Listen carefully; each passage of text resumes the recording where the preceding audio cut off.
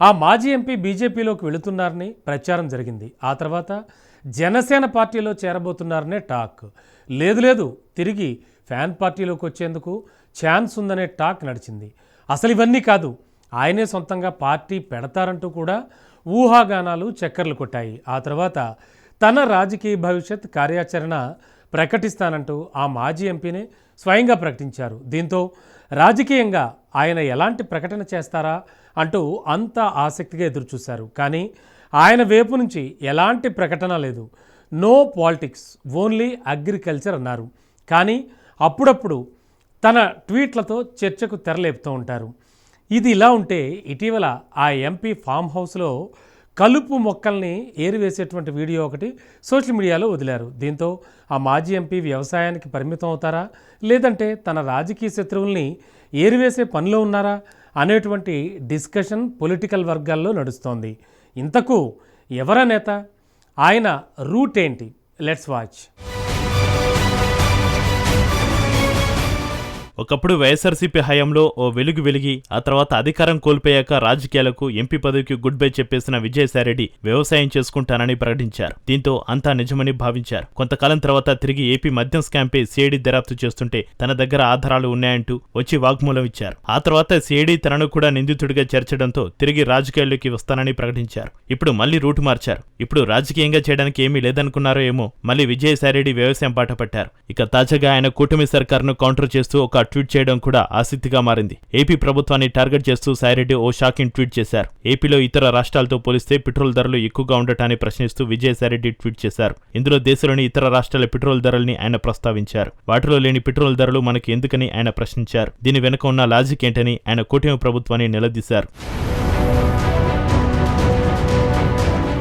Vijayasai Reddy YSR Congress party మాజీ MP. రాష్ట్ర రాజకీయాల్లో ఆయన అందరికీ సుపరిచితుడు కూడా. వైఎస్ఆర్ కాంగ్రెస్ పార్టీలో అయితే కొంతకాలం పాటు జగన్ తర్వాత పార్టీలో నెంబర్ 2గా పేరు తెచ్చుకున్నారు. అయితే గత ఎన్నికల్లో వైఎస్ఆర్ కాంగ్రెస్ పార్టీ ఓడిపిన తర్వాత సడన్ గా వైసీపీకి గుడ్ బై అంటూ ప్రకటన చేసి సంచలనం రేపారు. వైసీపీతో పాటు రాజ్యసభ సభ్యత్వానికి కూడా రాజీనామా చేశారు. రాజకీయాలకు గుడ్ బై చెప్పిన సాయిరెడ్డి శేష జీవితం అంతా వ్యవసాయం చేసుకుంటా అని ప్రకటించారు. తిరిగే కాలు తిట్టెనోరు ఆగదు అన్న చందన రాజకీయాలకు అలవాటు పడిన విజయసాయి కూడా తర్వాత మనసు మార్చుకున్నారు. తాను మళ్లీ రాజకీయాల్లోకి వస్తున్నాను అంటూ పొలిటికల్ రీ ఎంట్రీ పైన స్పష్టమైన ప్రకటన చేశారు. దీంతో అప్పటి నుంచి విజయసాయిరెడ్డి ఏ పార్టీలోకి వెళ్తారు అనే విషయాలపై రకరకాల ప్రచారాలు జరుగుతున్నాయి. ఇదిలా ఉంటే సాయిరెడ్డి ఓసారి మోడీపై ప్రశంసలు కురిపిస్తారు. మరోసారి చంద్రబాబుతో తనకు శత్రుత్వం లేదని చెబుతారు. ఇంకోసారి పవన్ కళ్యాణ్ తన మిత్రుడు అంటారు. ఇవన్నీ పక్కన పెడితే సాయన్న సొంత పార్టీ పెట్టుకునేందుకు రెడీ అవుతున్నారు అనే ప్రచారం పొలిటికల్ వర్గాల్లో కొంతకాలంగా జరిగింది. ఈ ప్రచారాల సంగతి ఎలా ఉన్నా సాయిరెడ్డి మాత్రం చక్కగా ఫామ్ హౌస్ లో వ్యవసాయం చేసుకుంటున్నారు. తాజాగా సాయిరెడ్డి తన ఫామ్ హౌస్ లో వ్యవసాయం చేస్తున్న వీడియో సోషల్ మీడియాలో చక్కర్లు కొట్టింది. స్వయంగా ఆయనే పంటకు సేంద్రియ పద్ధతిలో తయారు చేస్తున్న మిశ్రమాన్ని స్ప్రే చేస్తున్న వీడియోని సోషల్ మీడియాలో షేర్ చేశారు.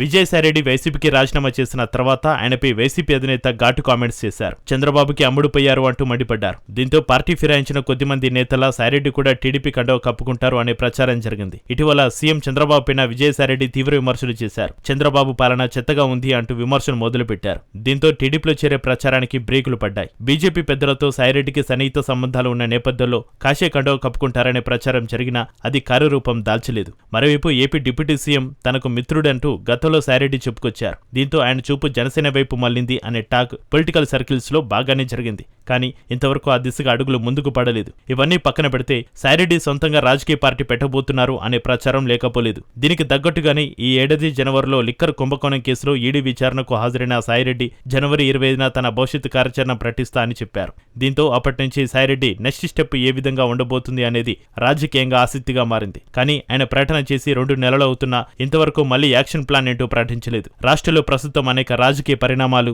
సంఘటనలు జరుగుతున్నాయి. నిన్న మొన్నటి వరకు సమకాలీన అంశాలపై ట్వీట్ల రూపంలో ఆయన అభిప్రాయాలు చెప్పే సాయిరెడ్డి ప్రస్తుతం సైలెంట్ అయ్యారు.